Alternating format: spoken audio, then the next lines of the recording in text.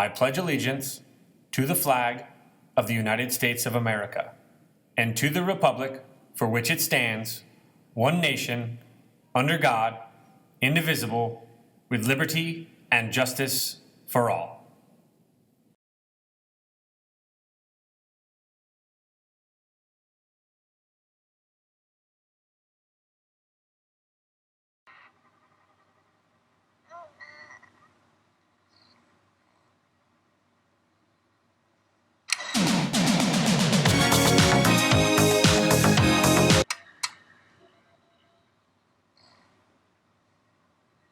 Never gonna give you up, never gonna let you down.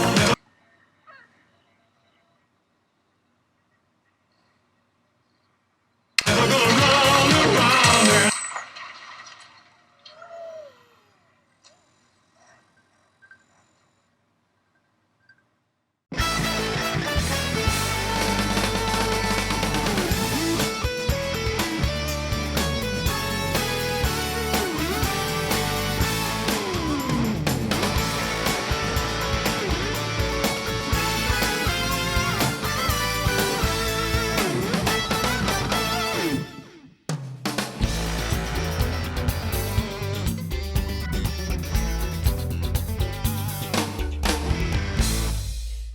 Good morning, Skyhawks. Welcome to SBN News, Silverado High School's daily news broadcast. I'm Victoria Santa Materio. And I'm Zach Willis. Here are your daily announcements for Friday, December 13th, 2019. Attention Silverado seniors. A Disney grad trip is coming this spring, Thursday, April 30th. For $200, you and your friends can go to Disney and California Adventure for a full day. The school will provide transportation, light snacks, and a one-of-a-kind Disney-designed commemorative t-shirt.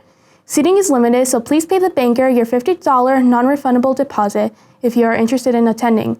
Only students actually on track to graduate need to apply. More information will follow in regards to the payment plans and due dates. Hope to see you there. Attention seniors, Nevada State College will be at the Career Center on Friday, December 13th at 8:45 a.m. Sign up in the Career Center, Google Classroom, or stop by the Career Center for a pass to attend this presentation. Hello, Skyhawks. Please join us for Filipino Club. We meet in Miss Helmer's room 312. We will learn about Filipino culture and traditions and meet new people. The club meets on the second and fourth week of the month on Tuesdays and Fridays. We hope to see you there. Learn about the mindfulness movement, breathing techniques, and meditation with the Zen Club. The Zen Club will meet every Tuesday starting January 7th from 1:30 to 2:30 in Portable 5. Please see Miss Alex Sains or Miss Alex Doss for more details. Hey Skyhawks, come join the Silverado High School Pride Alliance, aka SPA, on January 21st at 1:30 in room 200. We hope to see you there. Remember, you're never alone in Pride Alliance. Attention Skyhawks, just a reminder that the Silverado Student Store will be open all next week in the morning during testing, even on half days from 6:30 to 7 a.m. The decade is coming to an end, and that means it's time for our all-decade movie rundown. SBN seniors Griffin Garcia and Patrick McNabb have compiled their list of the decade's best and worst movies the last 10 years. All that and more up next on SBN Entertainment.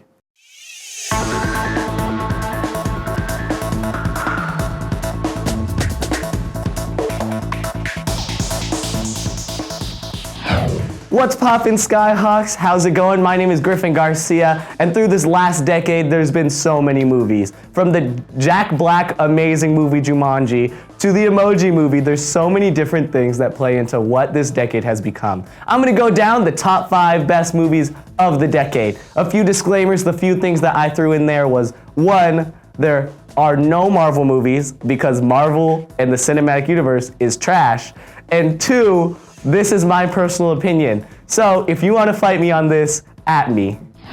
First up, before we jump into it, we're gonna do some honorable mentions. These are the few that didn't quite make the list, but I still loved in this decade. The first one, Mad Max Fury Road, an awesome movie with awesome adventure. The second one, Star Wars Rogue One. Third one is Dark Knight Rises. It really built up what movies should be when it comes to making a strong superhero. Third is Django. Django, the D is silent, my bad. And last one is Christopher Robin. It reminded people of what a childhood is like and how to live. Coming in at number 5 is one that's kind of a Marvel movie, but it's owned by Sony, so I'm gonna let it slide. It's the animated film Spider-Man Into the Spider-Verse. This was an amazing film because one, the soundtrack was so beautiful and the lyrics and everything was played into it perfectly. And also the second reason why it's so good is it introduced an amazing character that had real issues, that had real struggles, just like we do every day. And of course, it had the spin of Spider-Man and all its cool abilities. That's why I love this movie. Coming in at number 4 is Kingsman: The Secret Service. This movie was so awesome because it really showed what spy movies should be and how they should be built up. What was so awesome about this movie was, one, the fight scenes were so stylized and looked so cool, but also you had an amazing main character and Samuel L. Jackson as a bad guy with a lisp. That's so sick. Coming in at number 3 is actually a tie between two movies. The first one is Rango, an awesome movie starring Johnny Depp, where he finds himself as a lizard in a western town with all this cool stuff, and it really took you out of your world for a second and put you into this amazing environment.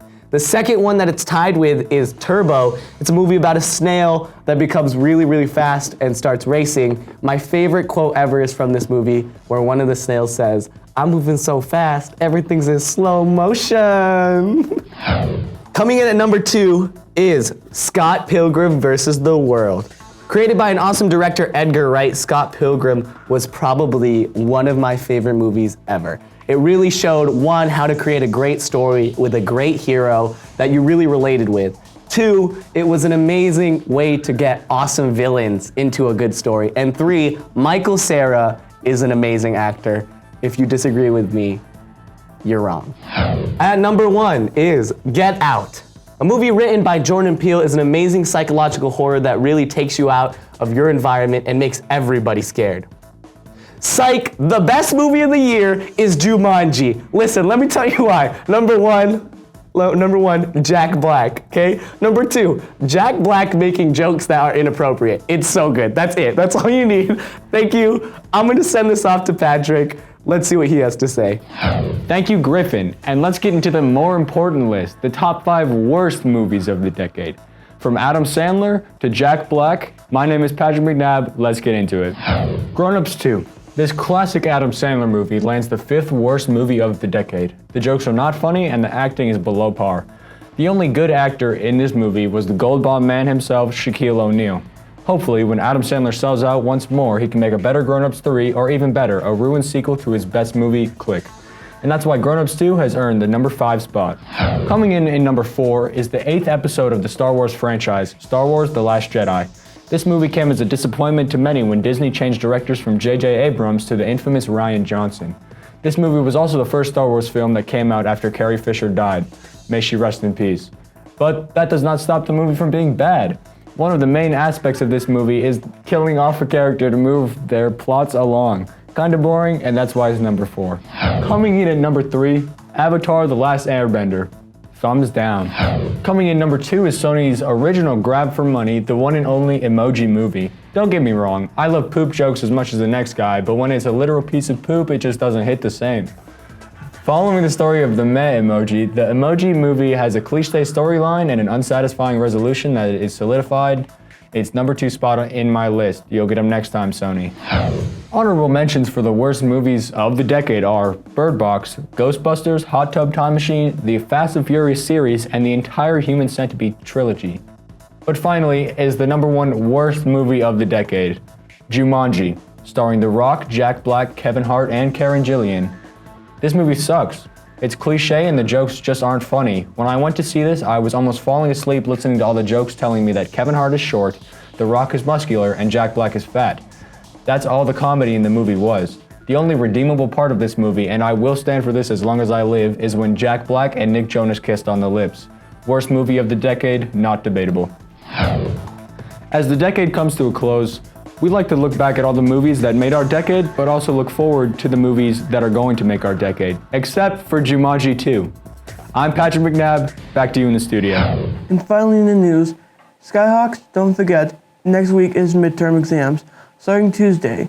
Monday is even day schedule, but starting Tuesday, midterms will begin. you will be taking your first and third period exams, followed by shortened fifth and seventh period.